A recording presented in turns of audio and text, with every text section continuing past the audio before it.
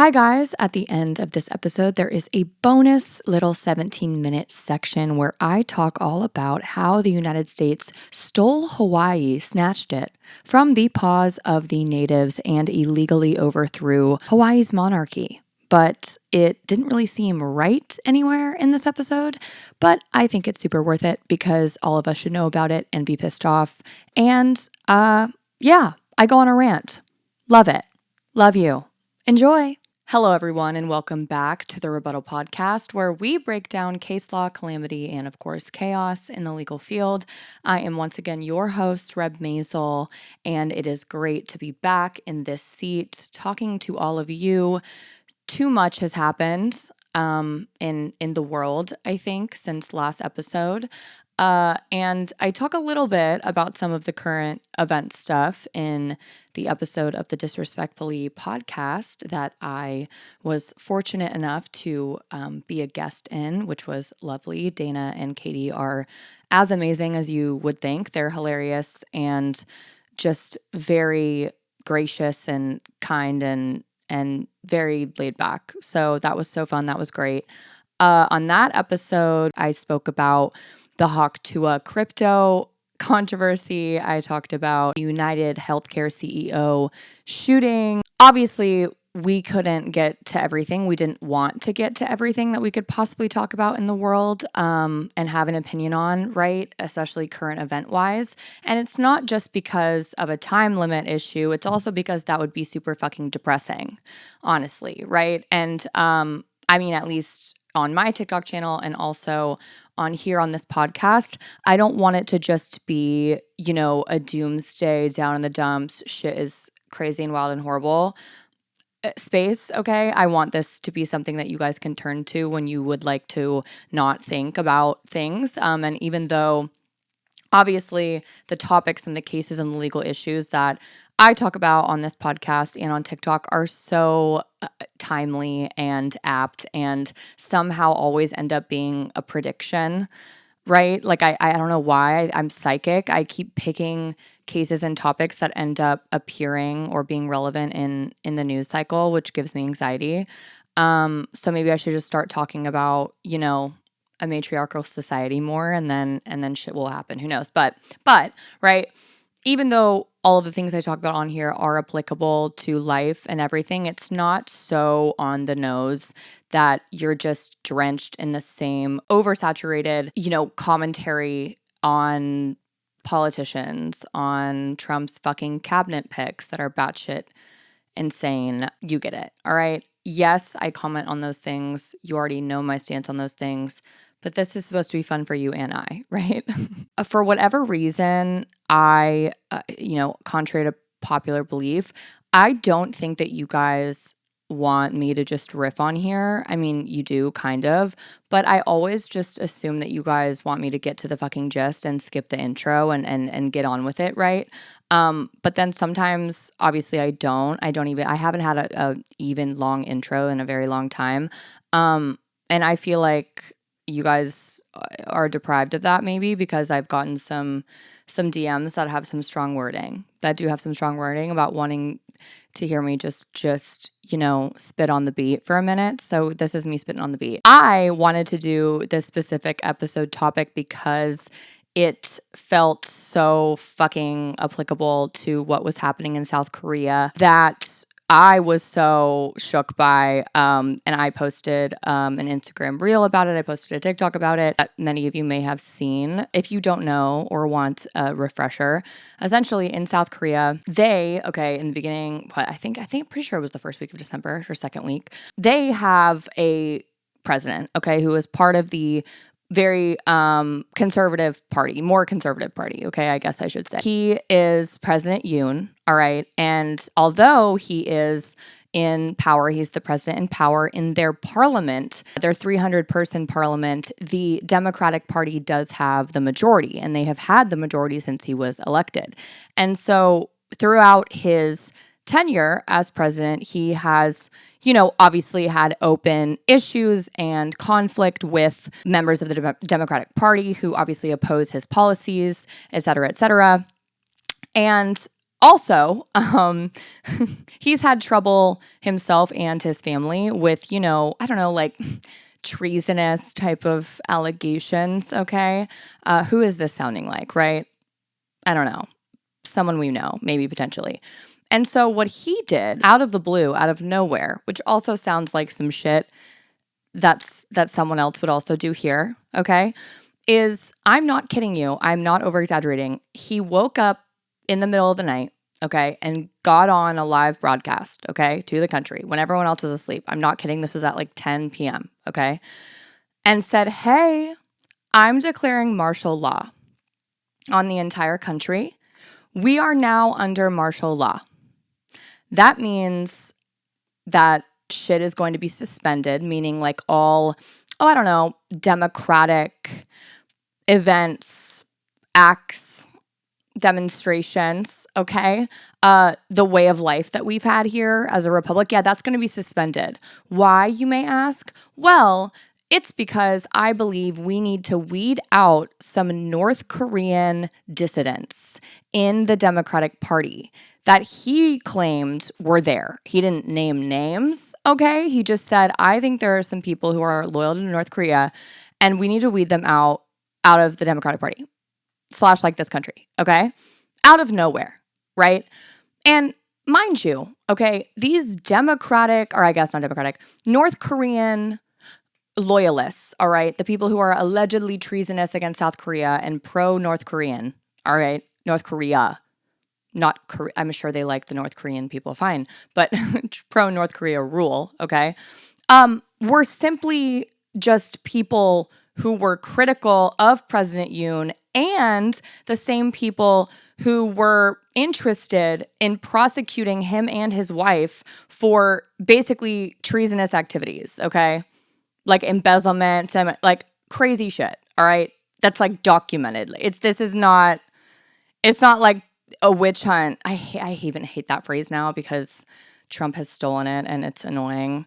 Because fuck. But like, you know what I mean? Like basically those were the distance. He was like, obviously, like that's what I hate too about so much of the political fucking discourse in this country now is it didn't used to be, I mean, at least like when I was growing up, like if you said, I don't enjoy that instead of wanting to reform or fix these governmental institutions that are, yes, flawed, the Department of Education, for example, right? Has some issues, has a lot of issues, all right? Ask anyone in education, they'll tell you. Instead of just fixing or improving that shit, they just want to destroy it all. We're just taking it away. We're gonna close the Department of Education. We're gonna close all this shit. We're gonna roll back all these rights. Okay. What? So with nothing left, you know what I mean? Like, oh no, we don't want to like do the work to like fix shit. We just want to like cancel it. We just want to close those doors, right? It's like I want to have a photo op of the exact opposite of like cutting a ribbon when you like, have a boat, a ship, the Titanic, like sail off to sea for the first time, like first voyage. Cut the ribbon when you open like a school, you know what I mean? And you take the pick and then you leave. They want to close the ribbon, shut the schools, and just go, see, it was bad and we stopped it. And then everyone goes, okay, but like the Department of Education, like we kind of need like a department for that. You know what I mean? Like, do you have a better idea? Do you have something that would work better than Department of Education? No. You're welcome. That shit pisses me the fuck off, okay? But also you're sitting here thinking, okay, that's a terrible plan, right? You can't just close the Department of Education. And everyone who hears that, who's on Trump's side or conservative, whatever, spins around with their head on a swivel like the fucking bitch from The Exorcist and goes, oh, so you think the Department of Education is perfect? You think it's so fucking great? You think it's literally amazing and incredible and gorgeous? You literally think it's perfectly fine and shouldn't be fixed? Babes, that was a completely new sentence. Those were new words introduced to this conversation. Nowhere did that entirely new thought come out of my head. That came out of your mouth. And I'm fucking tired of it. Hey, I don't think we should be bombing little children in schools and hospitals for the last year and some change that Israel is doing to Palestine, period. They're doing that to them. So you literally hate fucking Jews. You literally hate Jewish people. Entirely new sentence that just came out of your mouth. Those are syllables I have not yet conquered. I have not yet personally added to my arsenal, to my vernacular, if you will. Donde the fuck? Are you getting that? Well, obviously, because those are dots that you connected from all the way over there. You went to 85 other bullets that have to absolutely be true in order to get to that other point. I hate that shit. It is my least favorite fucking thing. I mean, I think it was present in the early 2000s, absolutely, with the Iraq War, right? You could not be critical of the Iraq War and American involvement, U.S. involvement in that. Oh, so you hate America. Oh, so fuck the troops. Oh, so we should just be blown up then. So you love 9/11, you're obsessed. Babes, right? You're working from an alphabet that I am not aware of, right? I'm not understanding. And I always want to say to these people anytime they hit me with that shit, right? Like RFK Jr., I'm like, so he's an anti-vaxxer. He literally hates vaccines and he wants us to die medieval Looney Tunes deaths, literally. Well, don't you agree that like our food is like, that the stuff that we put in our food is bad and it should be fixed? Like we should be healthier? So you like literally hate healthy food because he wants to get rid of like red dye 40 and shit. So you love red dye 40. You want us to bathe our children in red dye 40? Wow. I'm going to let you have that conversation with yourself because that's not the convo that I'm having over here, right? We will let you ask your entirely separate and new independent, sprung out of the fucking ground from nowhere questions once the adults finish talking, right? About the thing. My camera died. But for real, what the actual fuck are any of you talking about? I am so desperate. Not desperate, because it's never me. But I am very much hungry for people to use, yes, of course, I always say like critical thinking skills. But I think it goes deeper than that. Because I think that there are some major critical thinkers, people who can look at a text or a document or watch a movie, right? Better yet, read a book, fantasy. It has to be fantasy fiction. It has to be something fake, okay? For them to suddenly be able to use their real world people skills, all right? They can hear a character say something in a show and listen to it, hear it back and go, yes, that is what they said. And take a pop quiz after the episode, an episode of fucking Succession, right? And say, yeah, this is what happened. This is what he said. This is what this guy wants. This is what this guy probably wants. This is the vibe I'm getting from him. This is what he said. That's what she said. But suddenly, when you get into a real life situation and you hear the words that come out of my mouth and I say, privatizing the U.S. Postal Service, which is what Trump announced, would be bad. That is the entire point of why the USPS was created and established as a public service. It loses, so you think that taxpayers should just take it out so that we should just have non-profit losing, literally departments of the government that just fucking siphon money? Starting at the USPS is batshit insane when the military is right fucking there. Right fucking there. So you hate our troops. The military, right fucking there. Number one in the entire world. And number two, the difference between number one and number two is so jarring. The first time I saw that graphic, and I saw that graphic when I was in college, when our budget was, believe it or not, a little bit lower. It's only gotten higher, okay? And something in my mind clicked and suddenly I was with the shits. Like I felt like someone finally showed me the bigger picture because that is crazy. And if you think we need every dime of it, and there are not other places in this country that it could go to, we could take out of our military budget and put it to something else. The military wouldn't even feel it. That isn't even the equivalent of a dent, a fender bender, if you will, on the military's ability to operate smoothly. That is the equivalent of maybe not throwing a few more very expensive pieces of equipment in the middle of the desert simply because we had to buy them in order to keep getting that budget, that funding. So we just buy them and then put them in the desert. I'm being dead fucking serious. We would be fine. Well, where would it? We would be fine. I don't need to be part of the military to know that we would be fine. But like, this is how all of you sound to me. When you get pissed about ever decreasing the budget of the military to something reasonable, or not even reasonable, but why do we not go there first, right? Like, you're going for the United States Postal Service first as the thing that's costing taxpayers billions. Be fucking serious. Look me dead in the fucking eyeballs and be serious. The reason why the USPS exists is because it costs the same everywhere to do the shit that you need to do in rural bumfuck Alabama, Arkansas, Wyoming, wherever. In the poorest places in this country, they have a post office. They can mail shit around at the same price as you can in LA and San Francisco and Kansas City. That is, they deliver life-saving medications and documents and information. That was the point of it. Duh. We learned this in US history. You don't even have to be in the AP classes. Like, that was the point of it, and it has been the point of it. Well, it's operating at a loss. You want to know why it's operating at a loss?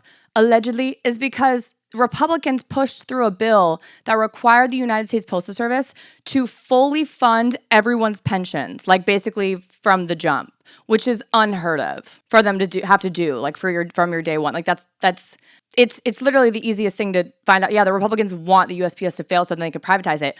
Which makes no fucking sense because, yeah, we know we've privatized mail. This isn't a new endeavor. Go walk into a FedEx right now and do a UPS, and they'll tell you how much it costs to send something somewhere, right? You walk into a USPS, it's going to be a lot cheaper. Why? Because it's the fucking public service. People do the FedEx and the UPS because there's, perks to it, whatever, but it's like people who like can barely afford their medicines, like that's how they get that. And so when these conversations happen, right? And I say, yeah, no, so that's insane. People go, oh, so that's a new sentence. Those are words and verbs that I have not even heard from anyone before, actually. I don't know why I'm talking to you then. What circles are you running in? Because what in the actual fuck? Well, it's losing money, money, money, money. You work a mid-level marketing job. What money are you losing? We lose money on public libraries. We lose money on fixing roads. We lose money on making sure signs are repainted. We lose money on schools, public schools. We lose money literally vaccinating people. We lose money making sure you don't beat the fuck out of your kids and not have a government agency knock on your door. What do you think a government does? You don't want the government in anything? Okay, great. That has not worked out well. Track it, babes. We are in this. This is how it is. So why not have it operate not like Amazon? It would make at least a little bit of sense for people to be bamboozled by this idea if, for example, Amazon makes all this money. We all know the CEO is billionaire, flourishing, bathing in cash. It would only make halfway decent sense for you to think the things that you do about running the fucking government like a business, which has literally never worked. Like, it's not working. It's never worked. If Amazon treated its workers so well and all of their workers were paid fucking so much money and they had pensions and benefits and amazing hours and paid leave and maternity leave, and it was looking like European, right, weekly hours over there, and pay and just amazing, incredible. It's not. It's notoriously not. It's horrifyingly not. It's worse than most people even realize how shitty it is. Amazon treats everyone else, 98% of their workforce, like shit. And 2% of them are like, we're so profitable. And that's how you want the government to run. Right. And I'm creating new sentences. I'm the one speaking nonsense. That would be you. Back to my fucking off my fucking rant, okay, off that goddamn rant. President Yoon, okay, looked at people dead in the eyes who said, hey, you suck and your wife is into some sketchy treasonous shit and you are too. That's not good. We want to prosecute your wife actually, like for shit. Like she's literally engaging in horrible stuff. And he was like, so you're pro North Korean. So you hate this country, you hate South Korea, and you're a North Korean loyalist. You are a dissident. You are just treasonous. Like those are new words, right? Those are new words. Obsessed with the foreshadowing that we have in South Korea, right? Could very well happen here in America and has happened and maybe will happen in the next 4 years, but I don't want to get into that. And so martial law, all right, for people who don't realize like the implications of how bad martial law is, I'll tell you, okay? And mind you, I'm going to get into martial law as this episode, okay, which is fun and gorgeous and amazing. Like the entire episode is about martial law specifically in the United States. But to preface this, martial law has no legally acceptable definition anywhere. We don't really know how to define it in the US either. There's no, like, martial law is not mentioned in the Constitution. There's no way to define it in a way that actually makes sense in the way that martial law has actually applied or been demonstrated in real life when people call for it, all right? When they pull the martial law rope and go, yep, it's time. It's hard to define it. So when I tell you what martial law is like in South Korea, that doesn't mean that that's what everyone does everywhere. Like this was just the audible that President Yoon called. This is what it involved, all right? All protests, and this is what they announced, okay? From martial law headquarters. They had an HQ already set up. All protests, political rallies are banned. All press and publication will be under military control. I repeat, all press and publication under military control. All medical personnel to stop striking and return to work within 48 hours. Any offenders will be arrested without warrant. The martial law commander is named as General Park On-soo. They also, importantly, banned parliament. I repeat, they banned parliament. They forbid all parties, so political parties and regional councils, from operating at all. Do you understand how insane that is? Not just operating, but organizing. Like getting in a group with your friends and being like, martial law is crazy. You can't do that anymore. In addition to a very long laundry list of things. I mean, curfew in place, military on every street. You can't move freely throughout the country in and out. Everything is suspended. Everything that you know is suspended. So it's kind of ironic that in trying to get out the quote unquote pro-North Korean dissidents, he's microdosing North Korea.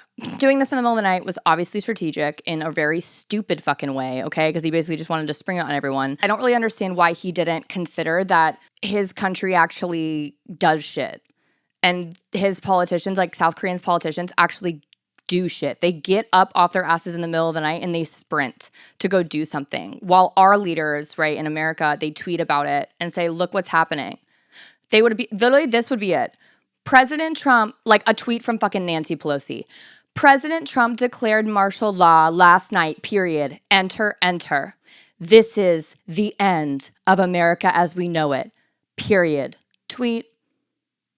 Donate to my campaign here, link. Bitch, go to work. Like, bitch, isn't this your job? Girly, like, this is not, we elected you. You're the ones holding the line.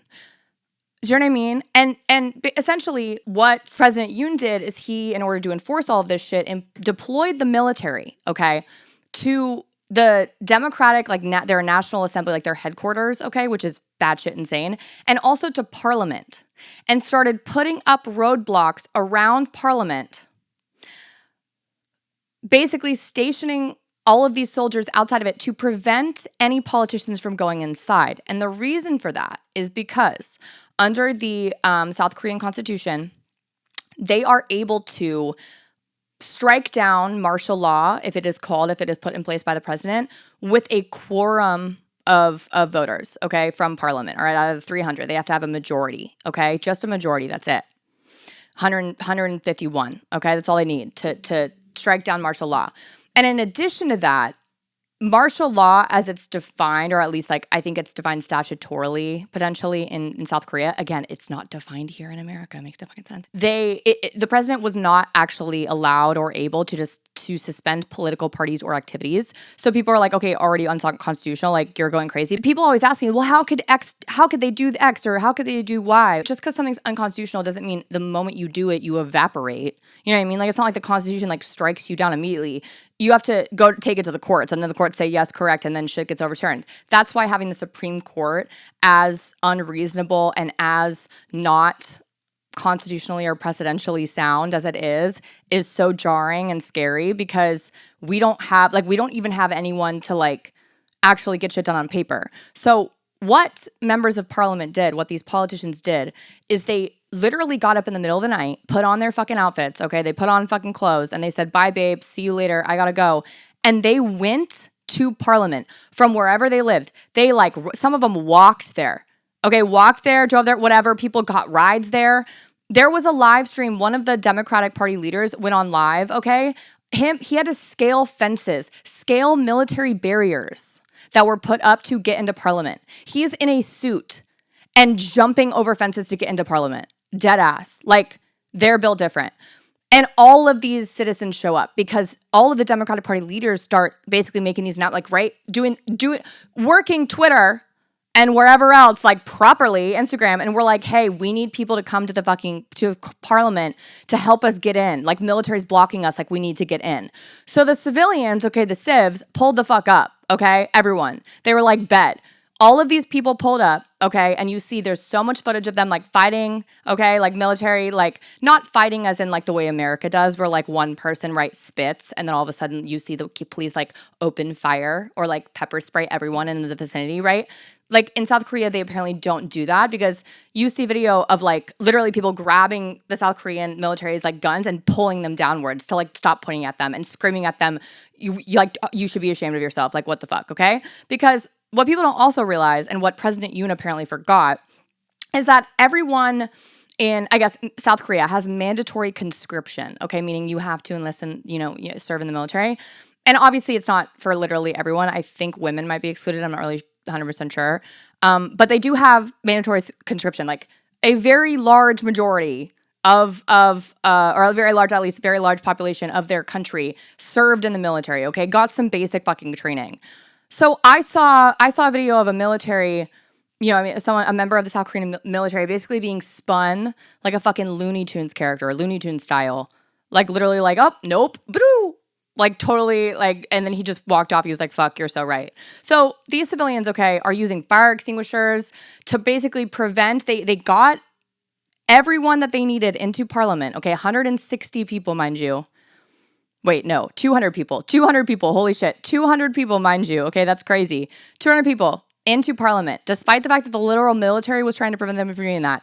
And then the military tried to get inside, and civilians just blockaded the doors to basically like, hurry and vote, okay?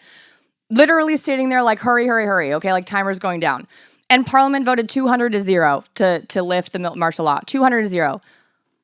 Like, within basically a few hours, like 3 to 4 hours, it was gone. Martial law, like, you botched it, like, you fucked it up, okay? And President Yoon is being clowned everywhere, like, yeah, you're a fucking moron, and he came out and, like, apologized. He was like, okay, yeah, so true, fam, right? Like, it was the worst thing he could have done, like, for himself. I don't know who the fuck was advising him, and apparently no one in the military, no higher-ups even knew that this was going to happen until it happened. Like, it was, like, 2 of his shitty, like, evil advisors were like, this will be such a good plan, and it just wasn't at all, okay? Because the citizens were like, actually, that's fucking hilarious, like, bet, okay? I have so many disagreements with people who identify as conservative or vote conservatively. Of course I do, all right? But the difference in that scenario is it's not that the people on the streets were the people who were simply the supporters of the Democratic Party. No, everyone said, bet, right? Absolutely not. Why, you may ask? Well, because martial law wasn't that long ago that South Korea was going through some fucking turmoil, okay? They had to fight tooth and fucking nail for the republic that they have now, all right? For the democratic republic that they have. And I'm not saying democratic like the Democrat Party. I mean like democratic as in the definition of democratic, like a democracy, okay? And it was in the 1970s where the last time, okay, martial law had been declared, all right? The words martial law had been uttered and declared fully by someone in power. People, women, children, fathers were shot in the streets. Literally shot from helicopters in the streets. Women and children were assaulted in the streets. Men were rounded up who allegedly, right, were just accused of having, right, non-South Korean ties or we're anti the leaders in power, okay? Rounded up in the streets, put in front of mass graves and shot. That was 1970s, okay? South Koreans, they have a fucking long memory, and thank God for it.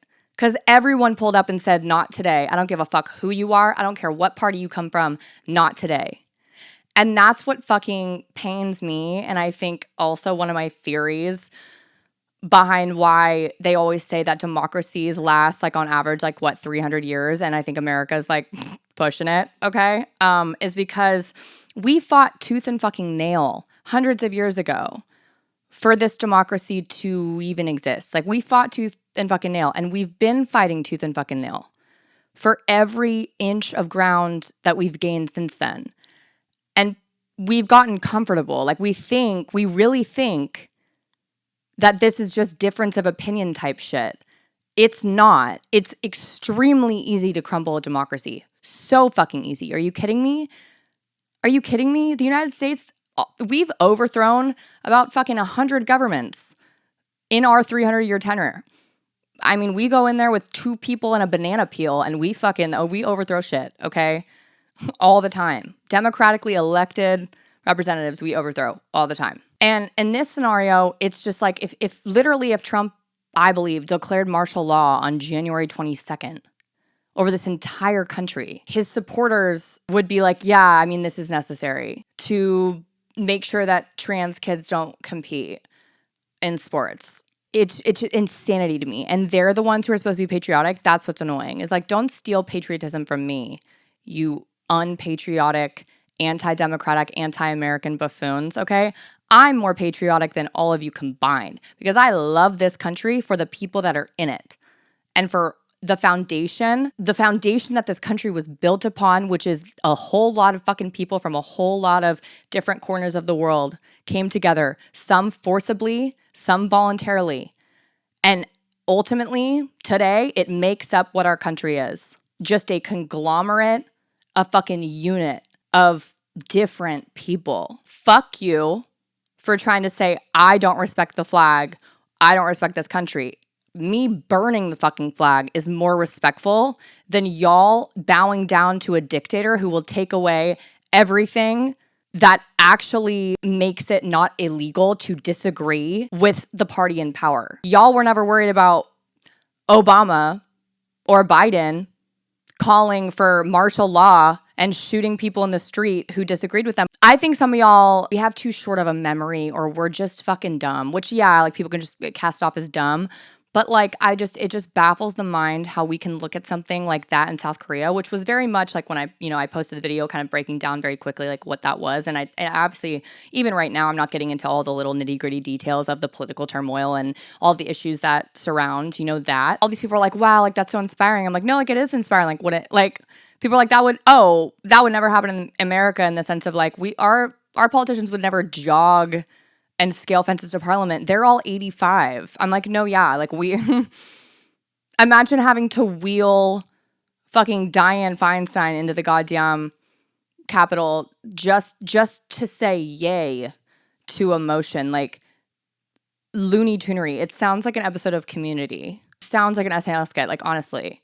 And I feel like it honestly would halfway kind of be a good one. Going off of what happened in South Korea, if that happened in America, what would happen here? And literally I could do the entire montage. The tweets of all the politicians, Republican and Democrat, making America great again. When the military is like literally marching in the streets, pulling people out of their homes. America, and then Democrats being like, donate here to this GoFundMe. And some of them being like, well, I'm in Turks and Caicos, so I can't really go to work. Can't really pull up. And then the ones who are pulling up are literally like, what? Like they're like literally so old they don't even know where they are. They're so out of it. And we're having to like carry them into the fucking Capitol. AOC is running is literally doing an assembly line of carrying old politicians in. This would be funny. I fear that this would be funny. It would be offensive and it would be funny. But anywho, and that is where we are going with this episode today. This country, believe it or not, does indeed have a history with martial law, despite the fact that nobody really knows what the ever-living fuck it means. Throughout United States history, martial law has been imposed at least 68 times in limited, usually local areas of the United States. Martial law was declared for the following reasons: twice for war or invasion, 7 times for domestic war or insurrection, 11 times for riot or civil unrest, 29 times for labor disputes, 4 times for natural disaster, and 15 times for, quote, other reasons. Out of the 68 times that martial law has been declared in United States history, there is one time that stands out as a very dark time in American history and also in Hawaii's history.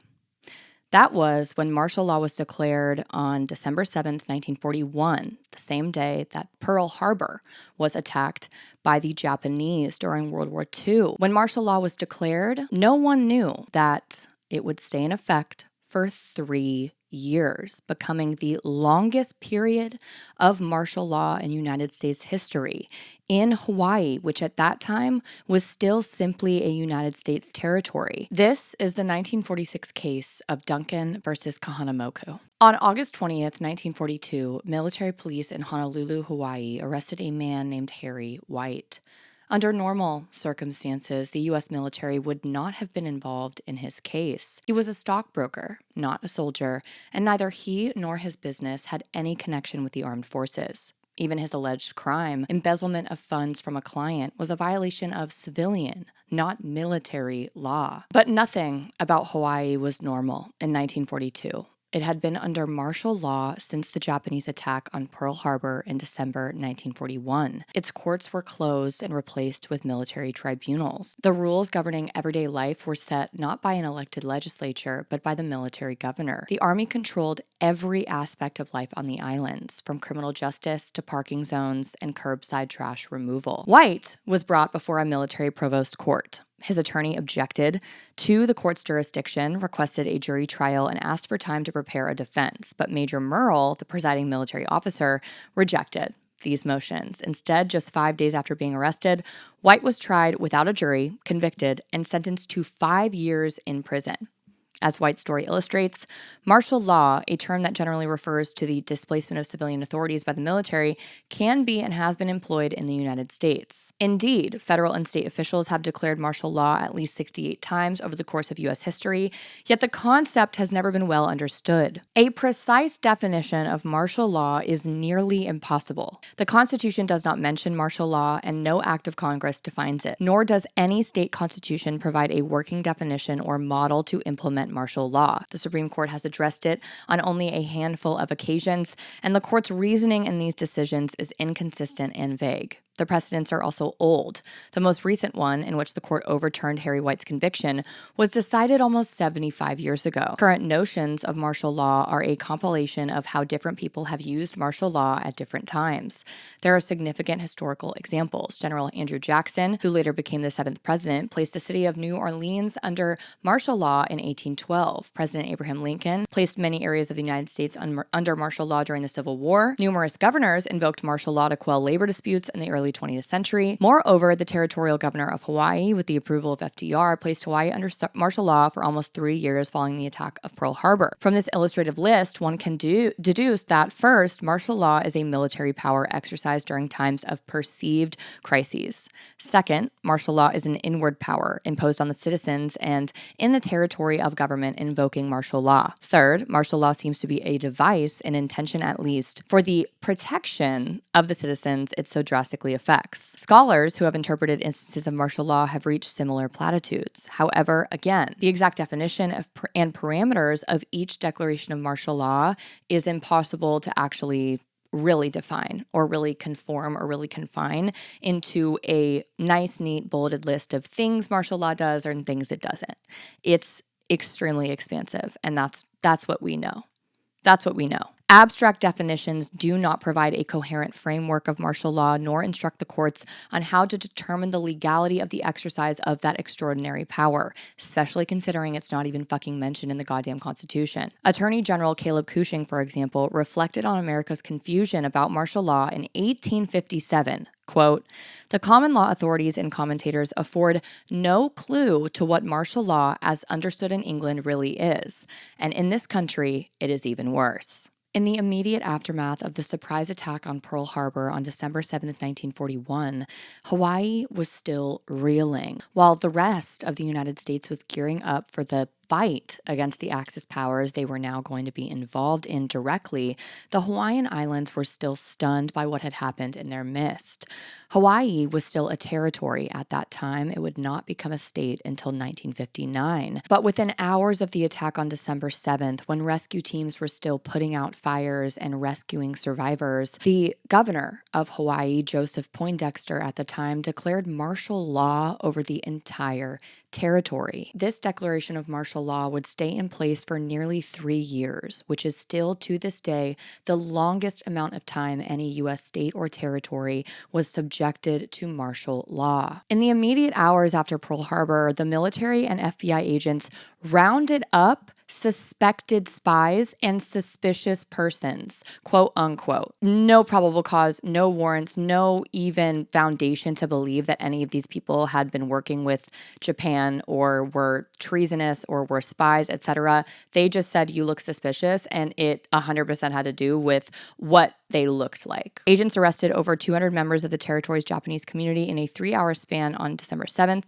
working, as J. Edgar Hoover described it, with the greatest dispatch according to prearranged plans. Sweeping arrests of ethnic Germans and Italians followed on December 8th.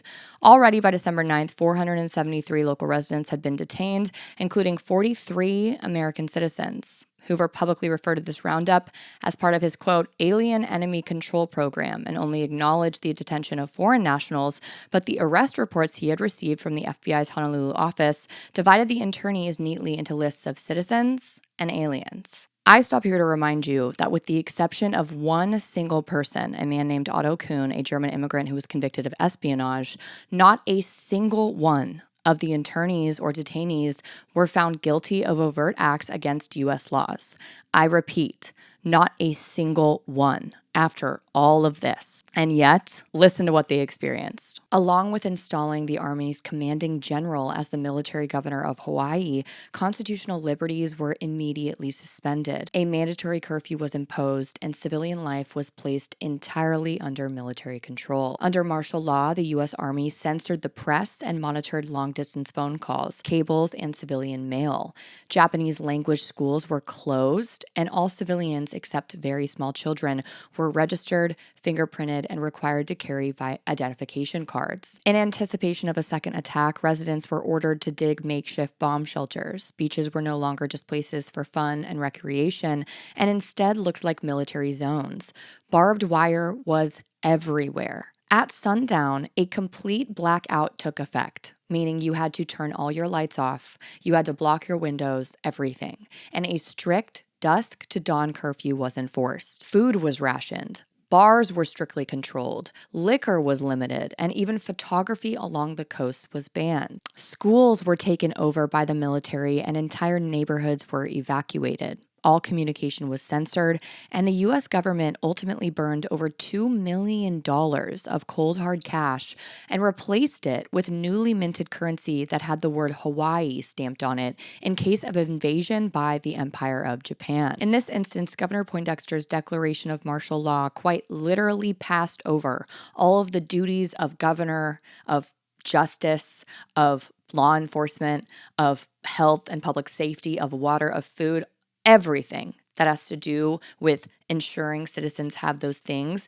that was passed over to the military, to the general. At the time, it was General Short. The military governor, therefore, had a free hand to effectuate regulations which he deemed the safety and security of the public required. The military governor prohibited civilians from carrying firearms, imposed a curfew, censored telegraphic communications, closed all saloons, and prohibited the sale of alcohol. The most intrusive regulations involved the establishment of military commissions and the limitations placed on the civil courts. This means that even if you're charged with littering, jaywalking, you appear before a military tribunal and it immediately revoked anyone's right to a jury trial. anyone's right to actually get due process. The legal implications of this were truly astounding. The military governor not only authorized these commissions, but allowed them explicitly to hand out sentences to civilians that were proportional with the offense committed, quote unquote, and may adjudge the death penalty in appropriate cases. These orders allowed for no appeal and only required the approval of the military governor before becoming effective. Shockingly, to most people, the constitutionality of these orders would only be tested after the war ended. Obviously, it's now become famous for being the longest period of time any state or territory has been under martial law. But what's notable here is a lot of people will assume, oh, well, obviously all of this was necessary. I mean, come on, it's wartime, et cetera, et cetera. But let's get into the nitty-gritty of what exactly these orders ended up effectuating, right? The means, okay, that they used here to an end, you would think that the end would mean the safety of the citizens, et cetera, et cetera. The end was essentially just to perpetrate racism, the same brand of racism that was being just spewed at Japanese Americans on the mainland as well, to throw them into internment camps, as we know, a very, very dark time in our nation's history that we like to forget about, that we like to pretend didn't happen. We did that. We did that shit. And this was during that time. Martial law being declared in the territory of Hawaii had more to do with the fact that so much of the population of Hawaii was of Asian descent than it actually did with its geographical location and its proximity to Japan. And I'll tell you why. Wartime Hawaii was a veritable social laboratory, distinct from the continental U.S. in numerous ways, owing to its indigenous host culture, its territorial status, and its overwhelmingly 79% non-Caucasian population. Such was the environment in which the institution of martial law and implementation of civilian internment tested the boundaries of citizenship and national belonging for Hawaii's non-Anglo communities, particularly those of Japanese descent. Although leading officials such as Military Governor Delos Emmons and FBI Honolulu Bureau Chief Robert Shivers resisted the type of blanket forced relocation program implemented on the mainland West Coast, the unfolding of civilian internment in Hawaii demonstrates that racial and ethnic markers often outweighed one's citizenship status. Habeas corpus was suspended, the military took control of labor, and trial by jury, as I said, was temporarily abolished. More than 2,000 people were arrested in the first 48 hours alone. More than 2,000. Not a single one of them was found conclusively to have been a spy or to have been actually guilty of the alleged crimes they were accused of, but really they weren't actually accused of crimes. They rounded up 2,000 people to essentially do manual labor under the guise of saying that they were potentially enemies of the state, which is very American of us to do. We've done it before, and unfortunately, we'll probably keep doing it. The Army's readiness to take over every detail of government in Hawaii only hours after the Pearl Harbor attack was in startling contrast to its lack of military preparedness to deal with the onslaught by Japan's air fleet, right? They were like, okay, civilians, we have you on crackdown, lockdown, and if anything, I'd be like, where was this energy? When you had all of the signs in the world that Japan was going to attack before this. You guys can look it up. It's not a conspiracy theory. We absolutely should have been on defense in Pearl Harbor. There were a lot of signs that this attack was going to happen. It wasn't entirely a surprise to the higher-ups. Military officials doubted the loyalties of the island's many Japanese Americans. At the time, approximately 37% of the population were people of Japanese descent, and although some, out of fear of insider tactics, thought it would be prudent to imprison them all and let the islands try to function as normally as possible, that course of action wasn't taken because it was deemed too expensive. We would have, as a country, sent to internment camps every person of Japanese descent in Hawaii simply to cover our bases, if it weren't for the monetary cost of that, if it weren't for that being kind of a pain in the ass, apparently. So the solution to that was to make all of the islands that make up Hawaii its own internment camp. I kid you not. Simply a civilian internment camp for everyone involved, but particularly most harsh toward Japanese Americans. I wasn't supposed to speak Japanese anymore, said Jane Kurihara, who was a young girl in Honolulu during the Pearl Harbor attack. It was almost like a sin. Quote, "The community was fearful of being taken away," recalled Tomoko Hishimoto in an oral history interview. She was 17 when Pearl Harbor was bombed. Her father, a Buddhist priest and Japanese language school teacher, was swept up in an FBI raid soon after the attacks.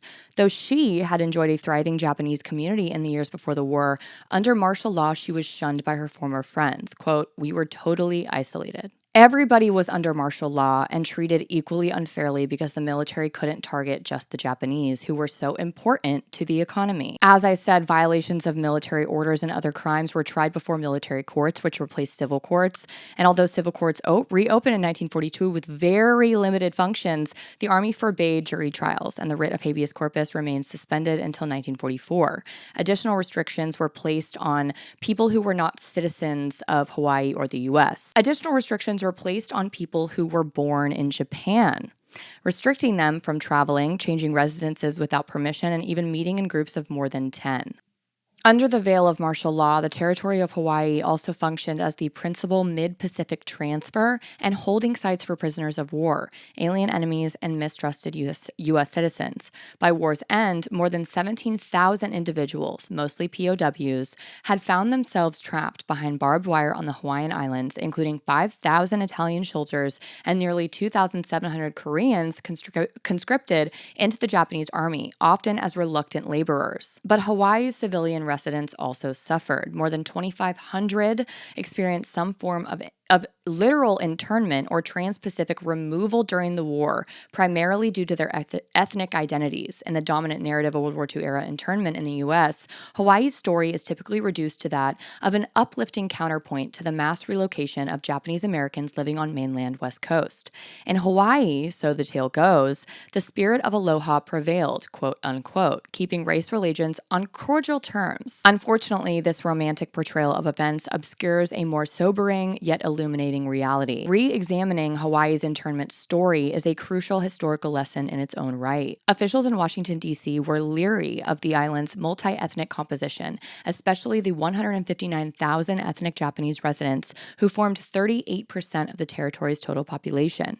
There were even officials in the nation's capital who preferred to strip the island community of its civil liberties en masse, with Secretary of the Navy Frank Knox going so far as to recommend, quote, taking all of the Japs out of Oahu and putting them in a concentration camp on some other island. Opponents to such a massive internment program included General Emmons, who cited labor needs and shipping challenges in an attempt to forestall a plan that, as Knox envisioned it, would have entailed the incarceration of more than 90,000 U.S.-born civilians. Nevertheless, similar plans for mass internment received support from Army leaders and President Franklin D. Roosevelt himself, even though more than 3/4 of the would-be victims were American citizens. While narratives of wartime internment typically center on President Roosevelt's February 1942 Executive Order 9066, which authorized the relocation of some 120,000 ethnic Japanese civilians from the U.S. West Coast, this development mattered little in the territory of Hawaii. Far from resulting from an outpouring of aloha, the absence of a comprehensive internment program in Hawaii can be explained by the simple fact that martial law largely rendered it redundant. So do not get it twisted. 120,000 Japanese Americans on the mainland in the U.S. being sent to internment camps, okay, which everyone knows, everyone learned about, despite the fact that we never talk about it. We don't talk about it enough. Honestly, the reason why we talk about it is because we need to be very aware of what we're capable of, especially in this time and day and age of politicians pointing at an enemy that they want to be common to everyone. They want to point at illegals, quote unquote. They want to point at trans people, quote unquote. And I mean, we are not that many steps away from some type of executive order looking like this. And unless we are very, very, very aware of how disgusting and prejudicial all of that will always be, there is never a good reason to send an entire population of people anywhere for the purpose of separating them from us solely because of where they were born. There's never a good reason.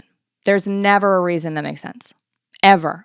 Hindsight can be 2020, and it has been 2020 a million times in history. Although federal authorities undertook elaborate preparations for the apprehension of mistrusted civilians in Hawaii, few arrangements were made for the actual detention of these individuals. Following an extended stay in the crowded confines of the Honolulu Immigration Station, the majority of Hawaii's interned civilians were stationed in makeshift quarters on Sand Island. Several hundred of the territory's local residents were packed into this 5-acre site, which was surrounded by a 15-foot-high fence lined with barbed wire and guarded by American soldiers armed with machine guns.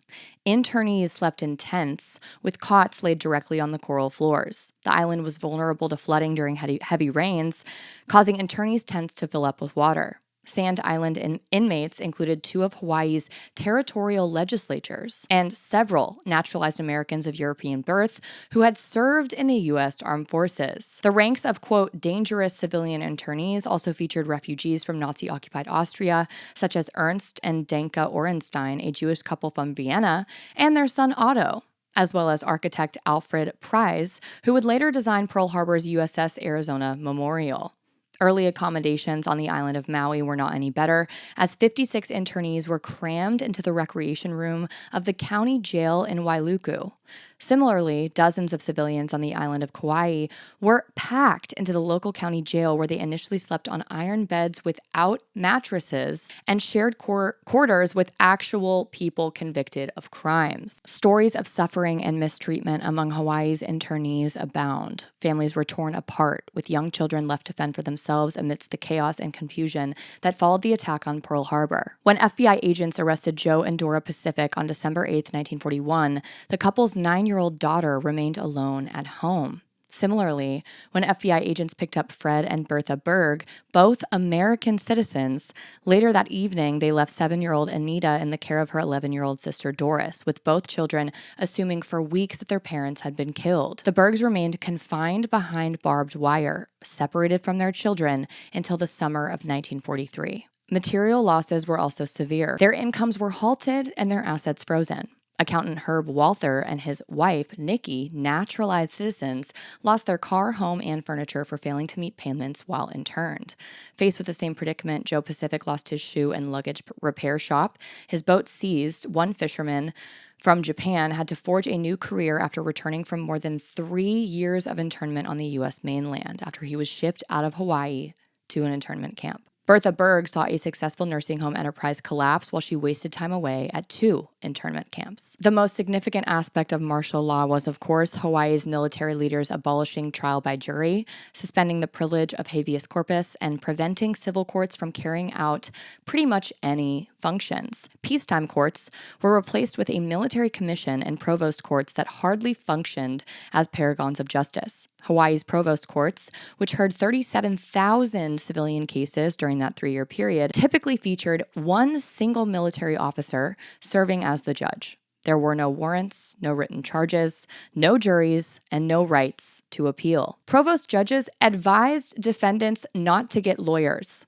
Without such, quote, formalities of jurisprudence, the average trial time was reduced to 5 minutes, and guilty verdicts were handed down in over 90% of cases. Sentencing included such unconventional punishments as compulsory war bond purchases and blood donations. The legal obstacles faced by Hawaii's interned civilians were thus significantly more imposing than anywhere on the American mainland because, again, Hawaii was the only place that martial law was invoked. If y'all think that martial law was the government telling you that you needed to wear a mask on a plane, that's not martial law, babes. You don't even know what martial law is yet.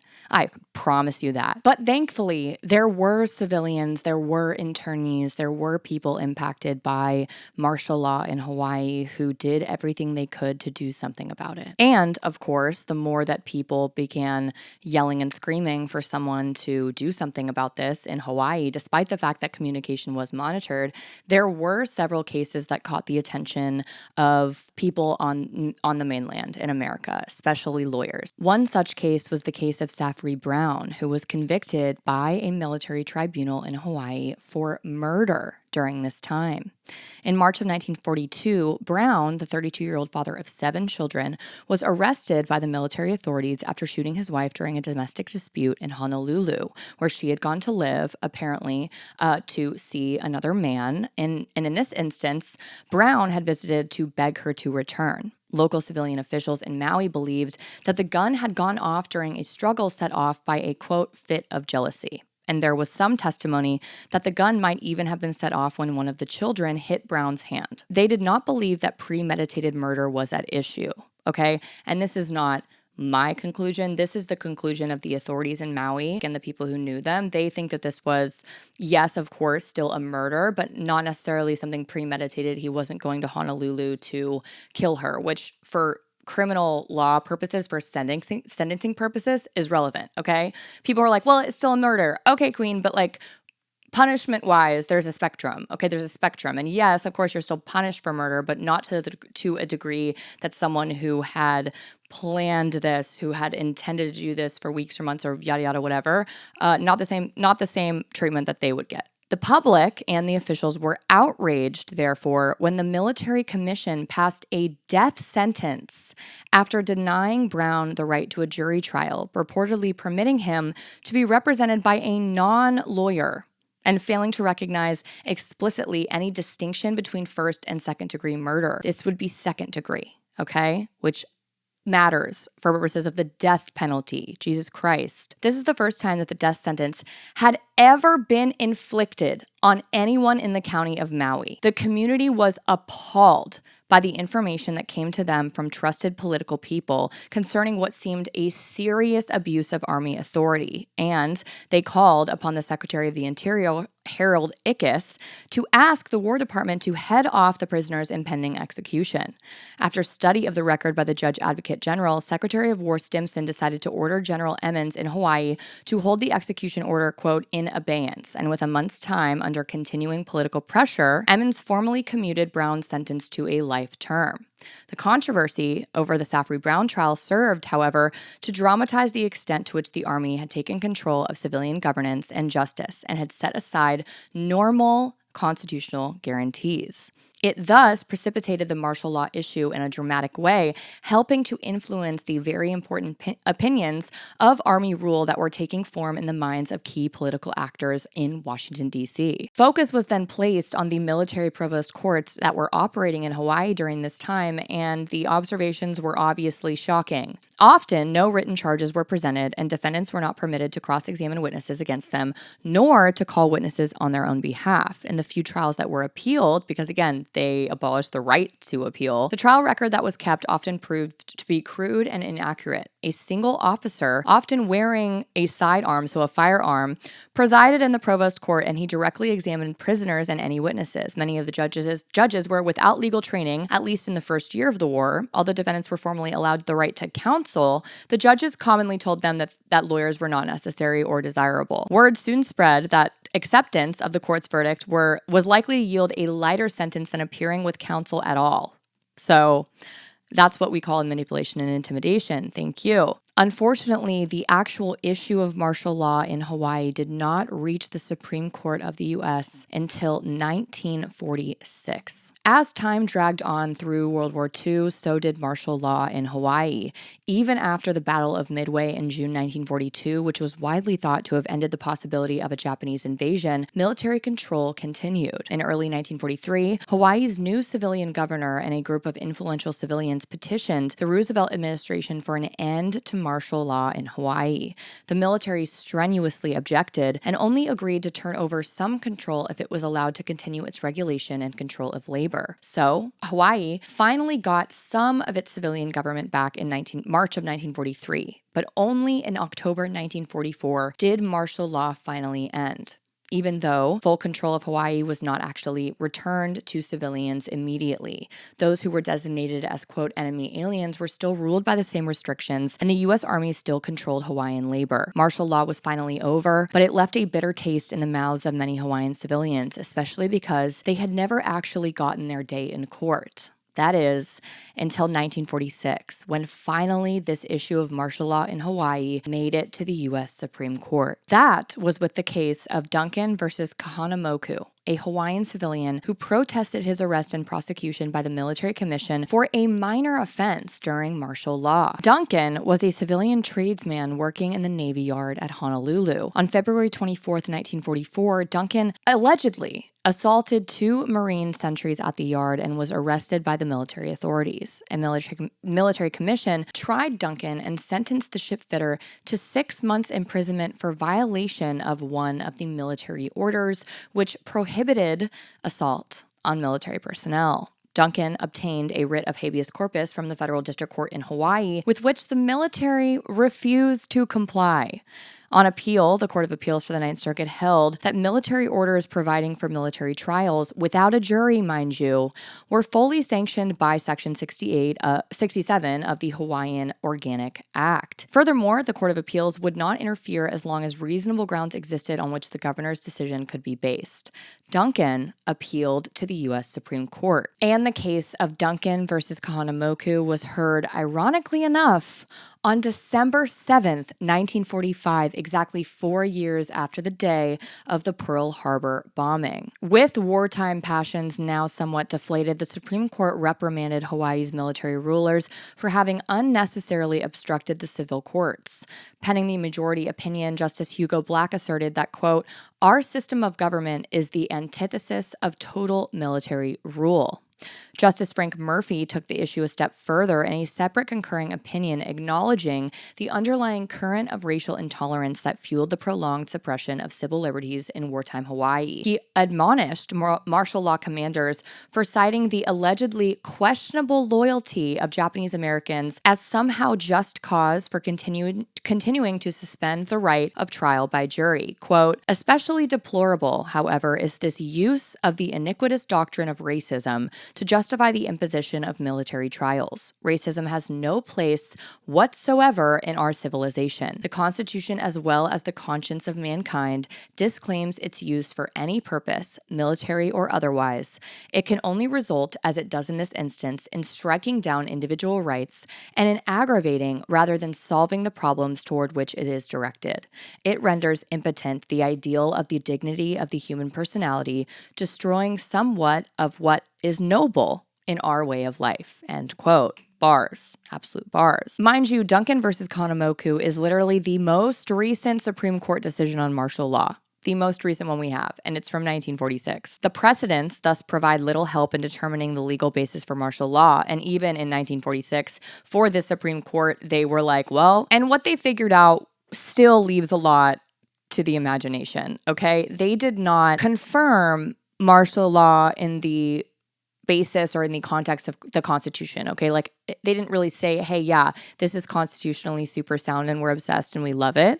They rested the declaration of martial law almost entirely on Hawaii's actual statute, this Organic Act that I keep mentioning, okay? Because in the Organic Act, there was a section that provided for martial law. So the Supreme Court in the Duncan decision basically analyzed whether it was, reasonable or fair or whatever for them to have suspended trial by jury for Duncan, based on one, sentence in a statute in Hawaii, which said, yeah, martial law can be fine, can be okay because a governor can turn over all of his authority and powers over to a general military person during wartime, okay?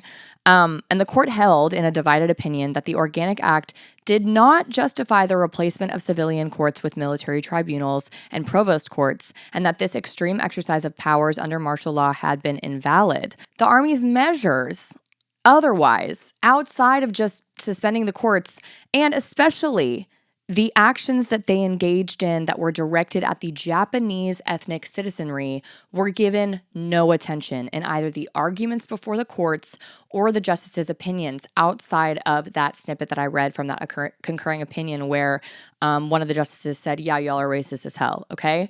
So the issue in Duncan, they slammed and shoved into one that was very narrowly tailored, which, you can argue was likely appropriate for the legal context, okay? Because this man he can't sue on just a martial law in general, every single act that the military took across the land. He can only really sue meritoriously or viably on what has affected him, which was him not being able to have a trial by jury. You know what I mean? I know that doesn't make any sense. I have a headache. I'm not going to get into it right now, but essentially that was the issue that was ripe for appeal. That was the issue of, okay, does martial law allow for this specifically, this assault charge and, you know, shoddy ass trial where no jury and all that stuff? Like, is that chill? Is that fine? Can we justify that? And the court said no, but it didn't necessarily say that the entire island of Hawaii or islands of Hawaii, you know, were bamboozled the whole time or even for a period of time or whatever, because martial law had actually been lifted in Hawaii by that time and everyone's, you know, rights were reinstated, okay, in the court system as well, trial by jury, all that. That, you know, yes, it was somewhat of a vindication for the Hawaiian citizens and non-citizens who had felt the devastating impact of not being able to have due process and just being rounded up, you know, and without an actual trial. But it is upsetting because we don't really have anything substantially in the legal sphere, in the legal world, any precedent that could really point us in the right direction of being able to sue. My rebuttal for today's episode is to leave you guys with some questions, right? Martial law is still a timely but honestly little researched topic. A justice of the U.S. Supreme Court predicted that the imposition of martial law would come to be regarded as one of the two most notorious acts of the U.S. government during the war, along with the mass internment of Japanese Americans. His prediction about the internment did come to pass, but not so much his prediction about martial law. On the contrary, martial law, because of how rarely it is actually invoked, has been all but forgotten. The limited discussion of martial law usually revolves around the legalities of it, the constitutional ability for a president or a governor to actually invoke it, etc. But arguing back and forth about legal theory doesn't really prepare us for when and if it would actually happen or be invoked on a statewide scale or maybe even a national scale, right? Something that we would see in South Korea. The huge issues of constitutional law and human rights are largely forgotten because people mostly think about martial law in terms of blackouts, in terms of rationing, in terms of curfew, in terms of the protection of the public. But what happens when people's rights are just completely imploded? What happens when people are shipped off to camps? What happens when people are rounded up? What happens when people are sentenced to death? A core question has to persist. In a climate of fear, what happens when people's constitutional rights are suspended and unlimited power is placed in the hands of the military? Martial law did become a very relevant topic in the post-9/11 political and social environment. Military tribunals, selective suspension of habeas corpus, and imprisonment without charges are central to the history of martial law, just as they are to the post-9/11 world. Guantanamo Bay, please go listen to that episode. You will be floored. What is martial law? Is it justifiable? Did it go on too long during World War II in Hawaii? How would someone use it today? Statutorily, okay, today, on a national level, both the U.S. President and the U.S. Congress have the power within certain constraints to impose martial law, since both can be in charge of the militia. Luckily, in our country, in 1878, Congress passed the Posse Comitatus Act, which forbids the U.S. military's involvement in domestic law enforcement without congressional approval.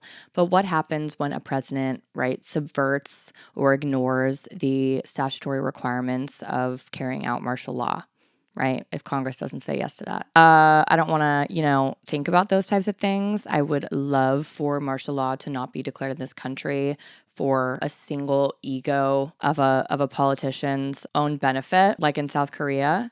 I would love it to, if it ever did happen, to it be smashed immediately, especially if it were a nationwide thing. But my rebuttal is essentially that those native Hawaiians need justice, and so do the Japanese Americans who were forced to be interned on those islands for almost 3 years. And I hope more people know about it. Love you guys. Hope you learned something today.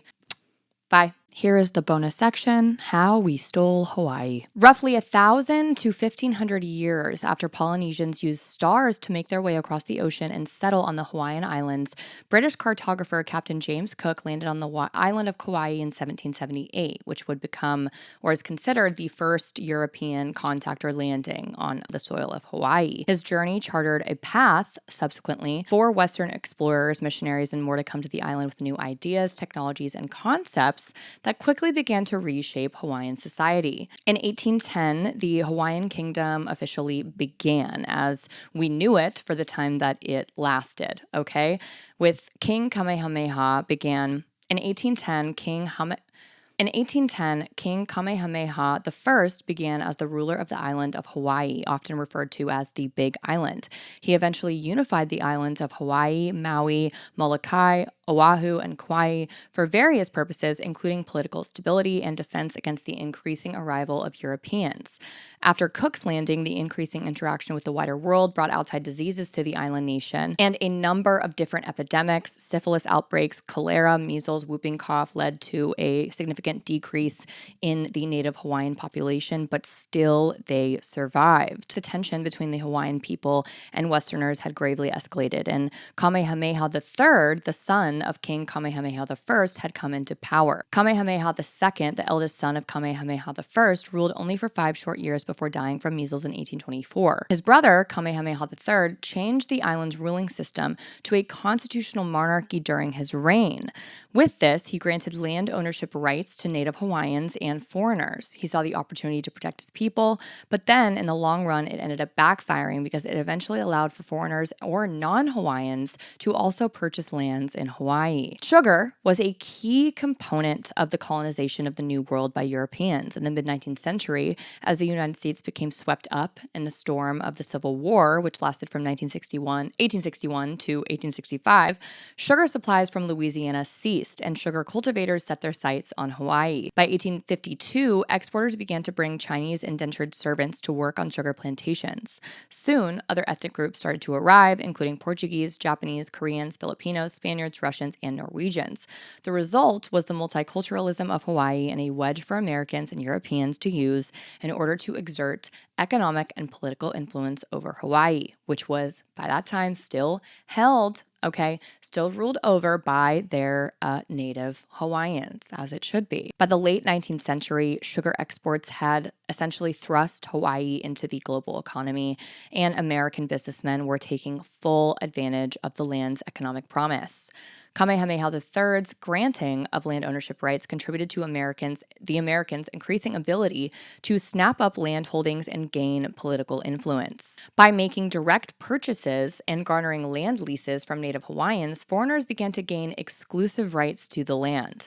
The success of the plantation owners meant Hawaii would become essentially an oligarchy, with a wealthy class ruling the rest of the island's chain population. 20 years after Kamehameha III's reign ended in 1854, King Kalakaua was elected to the throne in 1874. He would become the last king of Hawaii, ruling from 1874 to 1891, because Hawaii would ultimately be overthrown when a queen was in place. He was known as the Merry Monarch for his love of the arts and cheerful disposition. Kalakaua is also known for celebrating the traditional native Hawaiian dance, the hula. And when he became king, he immediately recognized his successor, his heir, was going to be his sister, who would eventually become Queen Liliuokalani. While king, Kalakaua negotiated the Reciprocity Treaty of 1875, which allowed sugar and other products to be exported to the U.S. duty-free, and his kingdom saw tons of growth as a result.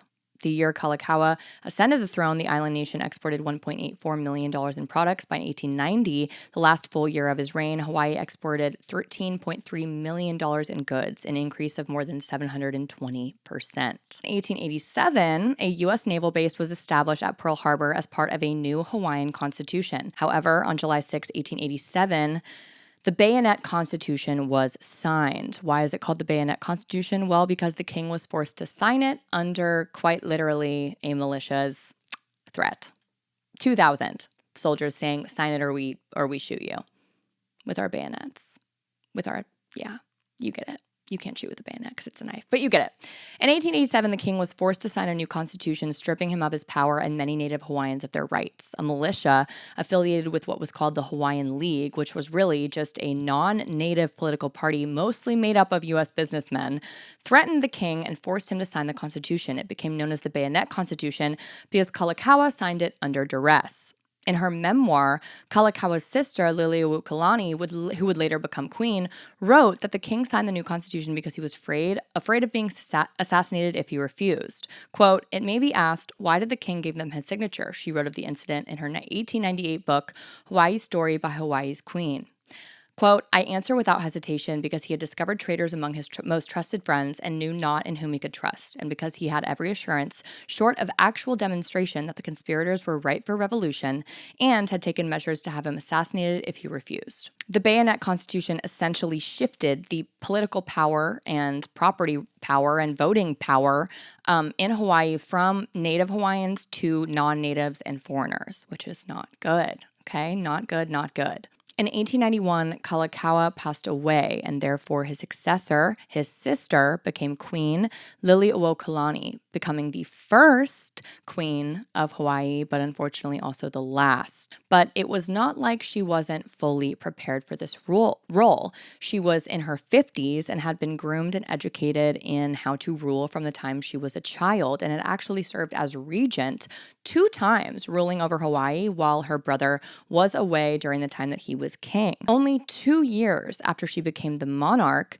Queen Liliuokalani faced a coup planned by businessmen from the United States and Europe, as well as from some Native Hawaiian allies. Queen Liliuokalani wanted to restore power to the monarch by abrogating the 1887 Constitution. Now, many people point to this as a valid or justifiable reason for initiating an illegal coup of an entire government, okay, of a foreign nation.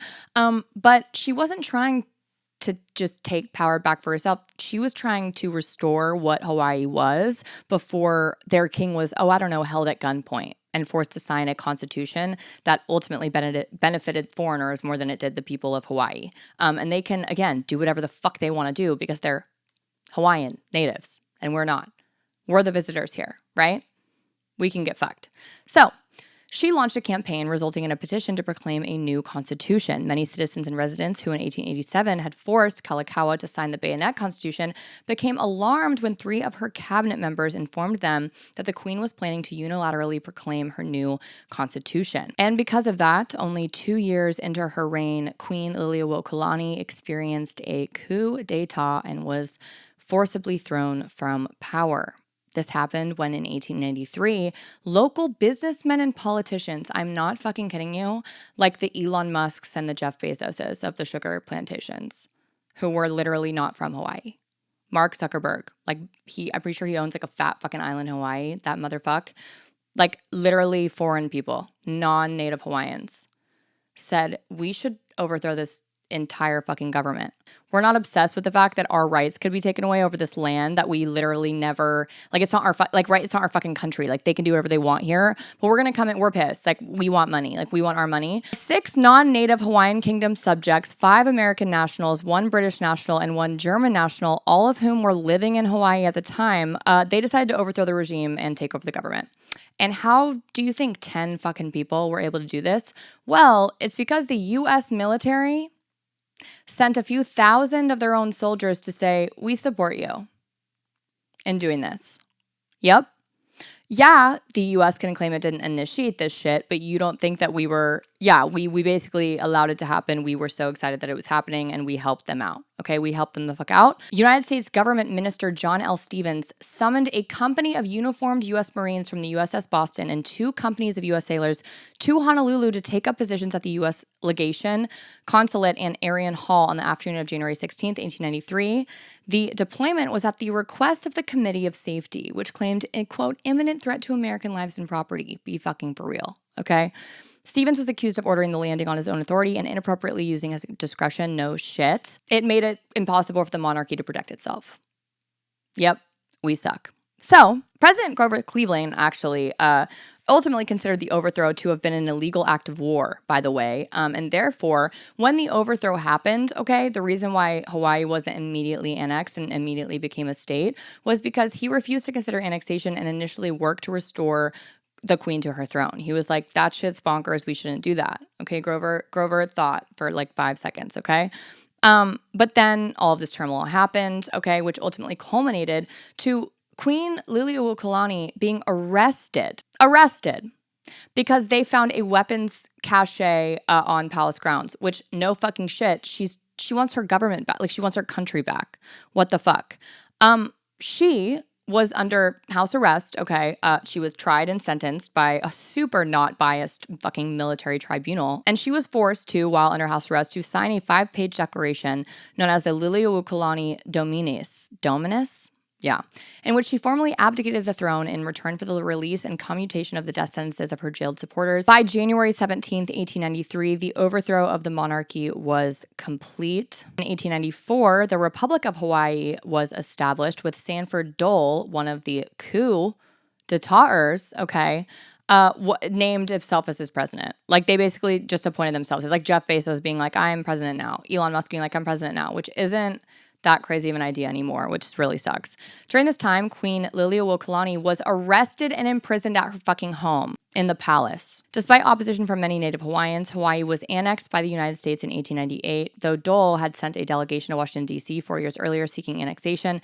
A special investigation ordered by President Grover Cleveland had found that Queen Liliuokalani had been overthrown illegally and ordered the American flag be lowered from Hawaiian government buildings. So our president, Grover Cleveland, was like, oh shit, that was actually bonkers what y'all did. No. Dole never turned over power, however, and argued the U.S. couldn't interfere in the internal affairs of the island nation. Oh, the irony. Liliuokalani and a delegation of fellow Native Hawaiians organized a mass petition to avoid annexation but failed. In a congressional move known as the Newlands Resolution, the Hawaiian Islands were officially annexed by the U.S., and Sanford Dole became the first governor of the territory. Fuck you. But it's worth noting that this joint resolution, quote unquote, to annex Hawaii wasn't actually a joint resolution between like Native Hawaiians, Hawaii, the people in power Hawaii, and America. It was actually just an American domestic bill, okay, a U.S. bill, and not a traditional treaty of any kind between two nations, because they knew that if it was actually put to vote in Hawaii, the vote would not have passed.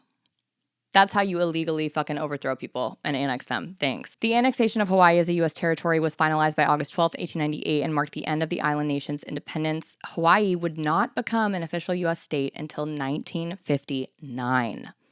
So over half a century, Hawaii was simply a territory of the U.S. because of all that hullabaloo. All I have to say is justice for my queen, Liliuokalani. She ultimately remained under arrest, okay, essentially under house arrest until her death.